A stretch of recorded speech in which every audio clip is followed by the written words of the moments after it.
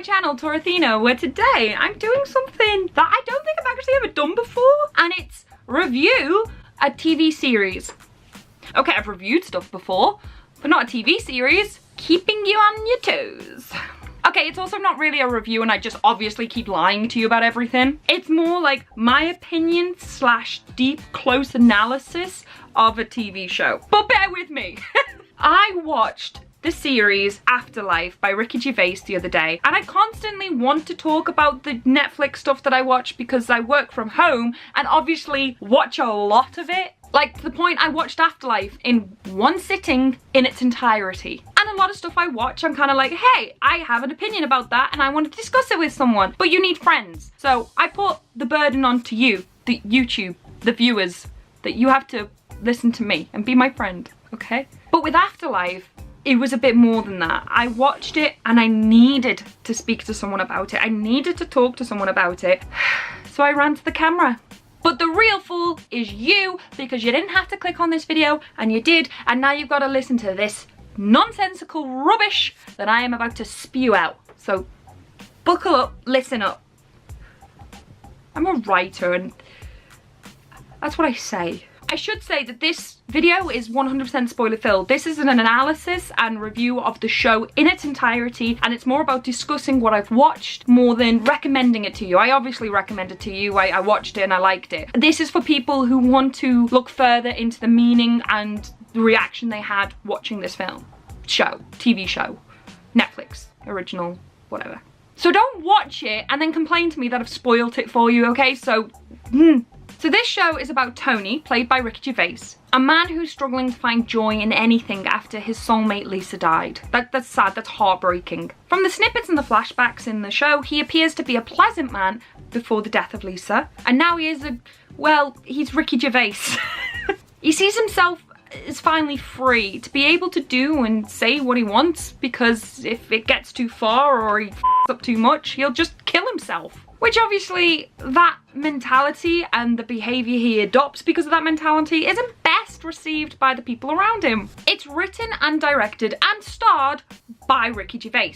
Although, if anyone's watched this, you could probably work out from the feel, metaphors, jokes, feeling, everything to do with the show, you could work that out without me having to tell you. It is very Ricky Gervais. So if you like Ricky Gervais, it's a good show. I'm filming this review thinking, should there be a trigger warning in this review itself? Because I was thinking, should there be a trigger warning in the show for the contents it showed? But it also hid nothing from you in the trailer itself. It shows you that this is about a depressed, suicidal widower. And that's pretty much it. That's what the 6 episodes are about. However, Ricky still finds ways to discover new, hard and hitting ways to shock you in this show. After making friends in the weirdest places, he makes friends with this drug addict, Julian, who delivers papers for the newspaper place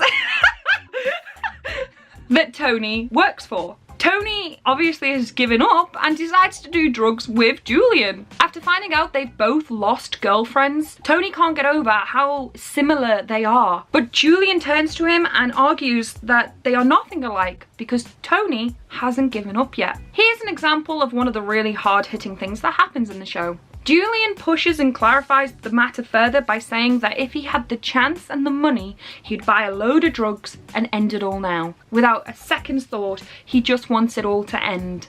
So what does Tony do? He gives him a load of money and says, don't waste it on food.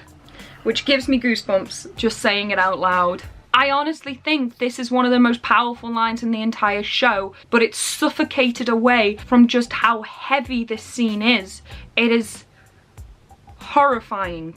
And you know what happens? Julian does just that. He takes the money, buys a load of drugs, and overdoses. This scene in particular, and undoubtedly for most people, broke me in a way that most media fails to do. I don't know if that's because someone in my family committed suicide and now I am a suicide survivor because of that, or just because it's really well directed, written and acted, or both. But it is an important scene because it follows on this recurring theme throughout the show where multiple people tell Tony that he hasn't given up. They say it very subtly. It's not the crux of the conversation. It's not the narrative of the scene, but it's something that people slip in now and again throughout the entire series, that Tony hasn't given up. As much as he seems defiant on telling everyone he has given up, no one else sees that or believes it. Which also follows into the main message of the show, which I'll get into in a second. But for this sub-theme, I feel like this was an important thing to show that we all think we're Tony. I was really sad watching Tony because I was sitting there going, I relate too much to how he feels. As someone who suffered from depression, as someone who has felt suicidal, someone who has lost someone, I related too hard to his circumstance. And I bet 99, possibly 100% of everyone watching this could too. We all think we're Tony. We all think we've been depressed. We all have their moments where we go, do you know what? I just don't care if I die right now. But if you're watching this, you're still here. And why is that? Because no matter how broken most of us think we are, we're probably not that broken. Julian was an important character because he was the face of what broken looks like. He's the true face of defeat. And Julian's life is what it really looks like, to have 100% given up on what you care about. This is not to say all homeless people have given up, and it's not to say that all addicts are lost.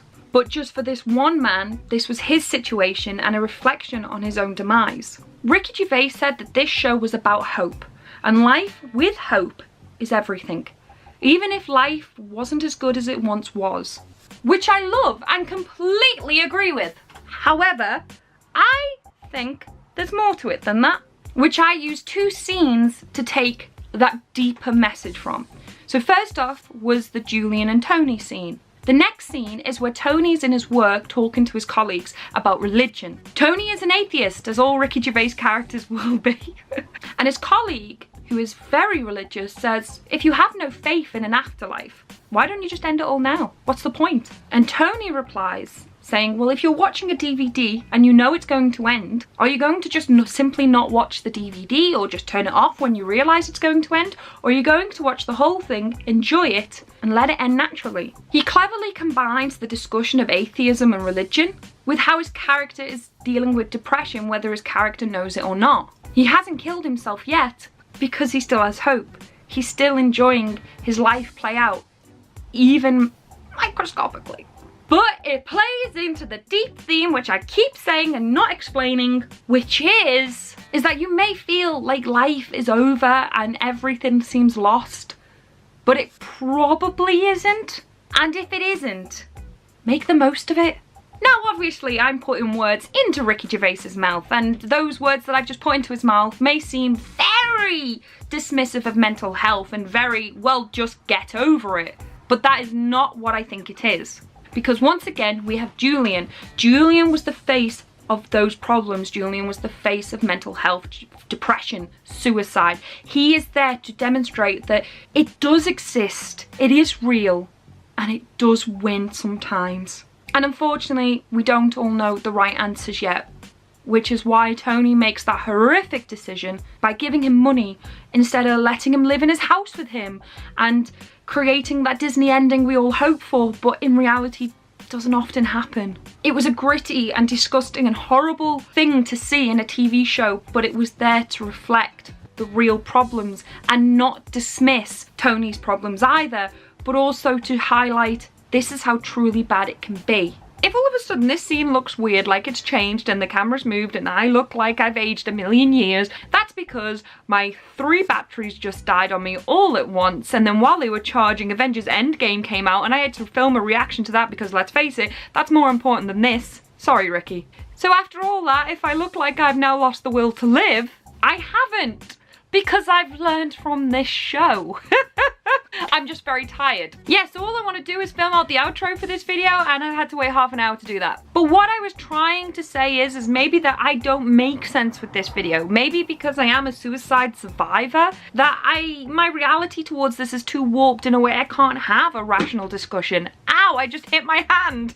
Yeah, it was a little bit preachy at times. Ricky Gervais kind of does that with his narrative, but there's only so much you can do to get a message across within 6 episodes. With British TV, you have to be a lot more concise and precise and efficient with the narrative that you're pushing across to people. And if he's preaching to people that life is worth living and we need to make the most of it and enjoy the good and try our hardest every day to fight off those demons and enjoy the world around us, then I'm okay with that preaching being preachy. I'm tired. I mean, like always, this isn't really a review. This is my opinion on something. I watched it, I needed to talk about it, and now I have. And saying it all out loud, I've realized that it really isn't anything. This video is nothing. I guess I would say it's a recommendation to go watch it, but I also told you don't watch it because it's spoiler filled. So you have already watched it. So this video serves zero purpose. But I find it weirdly beautiful, and I'm filming this on a beautiful sunny day. As someone who has lost someone to suicide, as someone who has previously been suicidal and is tackling depression and anxiety on a daily basis, I am so grateful that shows are out there like this that can touch me and affect me. And it may not have affected you, or it may have only traumatized you. I could definitely understand that happening, but it meant something to me. It touched me. I took a very tough love message from it, which is the kind of love that I need sometimes, and I really did take from it. No matter how dark it is for me, I know I'm never going to commit suicide personally because I know how it affected my family. I need to get help from other areas now than just saying, well, I have an out, it's death. That's not my out anymore. My out now is therapy, gratitude, friendship, love, kindness, patience, and time. It's not an easy thing. I didn't just watch this show and go, oh, I'm cured. But it was something that I could relate to. It's something that I took from. It was weirdly nice to see other people suffering, and it was very nice to see people get better. It was heartbreaking to see people slip through the cracks, but it also reminded me that is life, and we have to remind ourselves that humanity needs to be there for other humans, and that's what we should be. We should be patient, loving, kind, and positive, because a life with hope is everything, and we can instill that hope into people and ourselves. But yeah, I just need to talk about it. If you feel the need that you need to talk about it, comment below, because I kind of still want to discuss and debate with people about it. But thank you so much for watching. Please give it a like and a comment, just because this was a very raw video for me personally, I guess, but also I filmed a video. It's just, it needs its own reward right now with my own life that's going on. But if you like me talking about Netflix TV shows, or even just TV shows in general, and not just focusing on comic and movie reviews, please also tell me, because I watch a lot of TV. And if I could make money out of that, well, that would just be fantastic. If you hate it, tell me too. I'll probably still do it because I'm not that imaginative. But thank you so much for watching, and if you want to support me more than you already do, remember I don't have a job and would greatly appreciate if you had a look at my Patreon page, because I still have bills. For as little as $1 a month on there, which is like 70p, you know, it might not mean a lot to you financially, but it means everything to me. But thank you so much for watching, and I'll see you not tomorrow, but the next day. Goodbye.